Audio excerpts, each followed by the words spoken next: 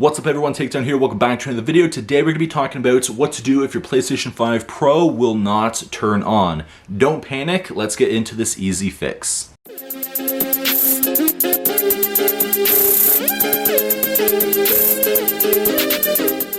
So the first thing to check, and for a lot of people it's going to be common sense, but sometimes whenever something happens with your console, you just start to think the worst and you forget about the easy basics that you should be checking. So the first thing to check is to see if it is connected properly to both the console and an outlet, and then also to check to see if that outlet is working. Sometimes outlets just stop working. I know I did have one recently that did stop working, that I did have my laptop connected to, and the cable just stopped working. I thought it was a problem with my laptop. It was a problem with the outlet itself. So if you have other outlets available, go and try plugging the power cord into one of those outlets to see if it is getting power to your PlayStation 5 Pro. Sometimes that is the issue, but always check the basics first before thinking the absolute worst. Now, if you check the basic and that didn't work, the next thing to try is to power cycle your PlayStation 5 Pro. Essentially, that is going to drain any of the remaining power that is inside the console out. So to do this, you're going to make sure that you have it completely turned off. You're going to unplug the power and HDMI cable, all the cables that are connected to your console, and you're going to press and hold the PlayStation button, so the power button, for about 5 seconds. After that, you're going to let it sit for at least 5 minutes. Now, sometimes people recommend setting it for over 20 minutes.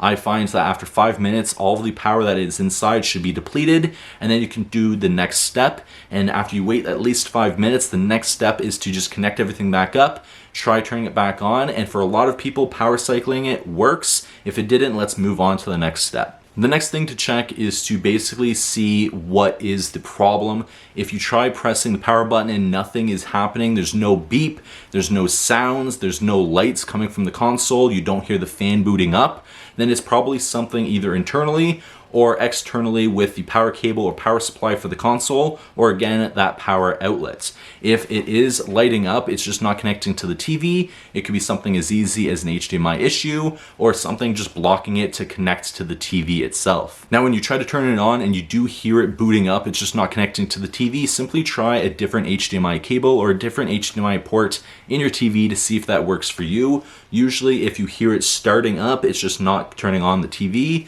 Usually that is an HDMI issue. And lastly, this is a stretch, but you could try to go into the safe mode to see if it will launch into safe mode. If it does, it's a better chance that you're able to get it to fix. First, you're going to want to try option number 1, and that is to just restart the console. That restarts it internally, and hopefully that does fix the problem for you. It fixes a lot of minor issues with the PlayStation 5 Pro.